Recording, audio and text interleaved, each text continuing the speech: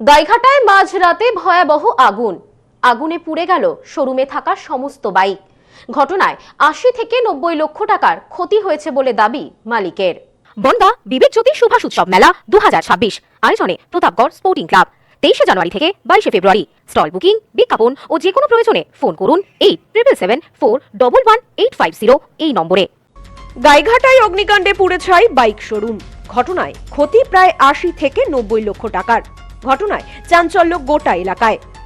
গাইঘাটা বাজার সংলগ্ন এলাকায় যশোর রোডের ধারে মোটর বাইক শোরুমে বিধ্বংসী অগ্নিকাণ্ড। বৃহস্পতিবার মধ্যরাতে এই আগুন লাগে বলে স্থানীয় সূত্রে জানা গিয়েছে। মুহূর্তের মধ্যে আগুন পুরো শোরুমে ছড়িয়ে পড়ে। এলাকাবাসীদের দাবি, আগুন লাগার পর স্থানীয় বাসিন্দাদের মধ্যে থেকে কেউ একজন শোরুম মালিককে ফোন করে বিষয়টি জানান। মালিককে বলা হয় শোরুমে আগুন লেগেছে। এরপরই খবর দেওয়া হয় থানায়। খবর পেয়ে ঘটনাস্থলে পৌঁছায় পুলিশ। তবে স্থানীয় বাসিন্দাদের একাংশের দাবি, পুলিশ ঘটনাস্থলে পৌঁছালেও তৎক্ষণাৎ কোনো সক্রিয় পদক্ষেপ নেওয়া হয়নি পুলিশের পক্ষ থেকে। বরং আগুনের ফুলকি পুলিশ দাঁড়িয়ে দাঁড়িয়ে দেখছিল বলে এমনটাই অভিযোগ তোলে। আগুনের ফুলকি ছড়িয়ে পড়ার আশঙ্কা তৈরি হতেই স্থানীয়রাই আগুন নেভাতে ঝাঁপিয়ে পড়েন। খবর দেওয়া হয় দমকলে। প্রথমে একটি ইঞ্জিন পাঠালেও ততক্ষণে আগুন নিয়ন্ত্রণের বাইরে চলে যায়। শোরুমের মধ্যে থাকা প্রায় ৪০ থেকে ৪২টি নতুন বাইক পুড়ে ছাই হয়ে যায়। আগুনের তীব্রতা বাড়তে থাকায় পরবর্তীতে আরও দমকলের ইঞ্জিন আনা হয়। দীর্ঘক্ষণের প্রচেষ্টায় আগুন নিয়ন্ত্রণে আসে। তবে পুলিশের ভূমিকায় স্থানীয় বাসিন্দারা ক্ষুব্ধ হয়ে রাতেই রাস্তা অবরোধ করে। কি কারণে এমন ভয়াবহ অগ্নিকাণ্ডের ঘটনা ঘটল তার তদন্ত শুরু করেছে পুলিশ। ঘটনায় প্রায় কয়েক লক্ষ টাকার ক্ষতি হয়েছে। তবে আগুন লাগার সঠিক কারণ এখনো পর্যন্ত জানা যায়নি। ইতিমধ্যে ঘটনার তদন্ত শুরু করেছে দমকল ও পুলিশ প্রশাসন। এ বিষয়ে এক প্রত্যক্ষদর্শী বিশু দাস বলেন, রাত ৩টে নাগাদ হঠাৎ দেখি দোকানে আগুন লেগে গিয়েছে। আমি আরো ২-৩ জনের সাহায্য নিয়ে শোরুমে থাকা কিছু জিনিস বার করি। খবর দেওয়া হয় গাইঘাটা থানায়। তবে থানার তরফ থেকে কোনো রকম কোনো সাহায্য করা হয়নি বলে অভিযোগ তোলেন তিনি। এ বিষয়ে তিনি আরো বলেন, পরে যখন বনগাঁ থানায় খবর দিই তখন বনগাঁ থানা থেকে কিছুক্ষণ পরই দমকলে খবর দেওয়া হয়।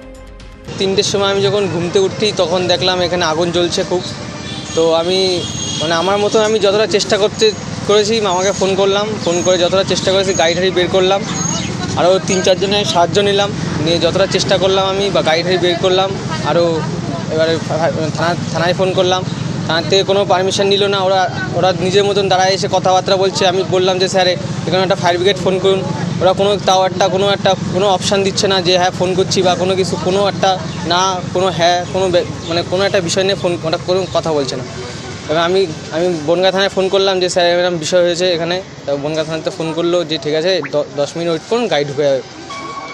তো আমি মামাকে ফোন করলাম, তারপরে এসে আমরা 4-5 জন মিলে আমরা গাড়ি ঠাড়ি বের করলাম। করার পর তারপরে জিনিসপত্র যা ঘরে ছিল আমরা বের করলাম। আমরা আমাদের মতন চেষ্টা করলাম, যতটা চেষ্টা করলাম বাঁচানোর ততটাই বাঁচালাম। এ বিষয়ে দোকান মালিক কাঞ্চন দাস বলেন, আমার কাছে হঠাৎই রাত ৩টে নাগাদ একটি ফোন আসে। জানতে পারি আমার দোকানে আগুন লেগেছে। ঘটনায় আমার শোরুমে থাকা সমস্ত গাড়ি পুড়ে ছাই হয়ে গিয়েছে। প্রায় ৮০ থেকে ৯০ লক্ষ টাকার ক্ষয়ক্ষতি হয়েছে বলে জানান তিনি। না, সেটা জানা যায়নি। এবার এলাকার লোক এখান থেকে একটা ফোন এসছে আমার রাত্রেবেলা।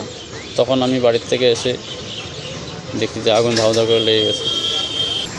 গাড়ি কতটা বলতে, গাড়ি তোমার প্রায় 35-40 পিস মতো গাড়ি ছিল। তারপরে 2-4-10 ক্ষয়ক্ষতি বলতে আমার ওই গ্যারেজ ছিল, সার্ভিস সেন্টার ছিল, আর হাওয়ার মেশিন টেশিন ছিল, পার্টস ছিল। মোটামুটি আনুমানিক 80-90 তো হবেই। 80-90 লাখ।